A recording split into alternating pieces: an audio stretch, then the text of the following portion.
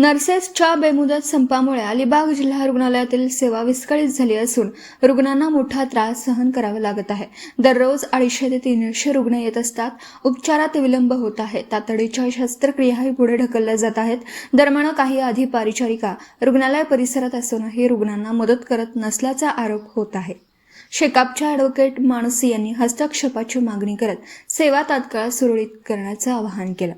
तसेच कर्मचाऱ्यांच्या फिरत्या बदल्या व बंद शौचालय सुरू करण्याची मागणी करण्यात आली. Video reporter Dhamsheel Sawant, KTV news, Raigad. आपल्या परिसरातील बातम्या आमच्यापर्यंत पोहोचवण्यासाठी स्क्रीनवर दिलेल्या क्रमांकावर संपर्क साधू शकता. दूरध्वनी क्रमांक 9833235011. त्याचप्रमाणे अधिक माहितीसाठी स्क्रीनवर दिलेल्या KTV न्यूजच्या ईमेल आयडीवर देखील संपर्क करता येईल.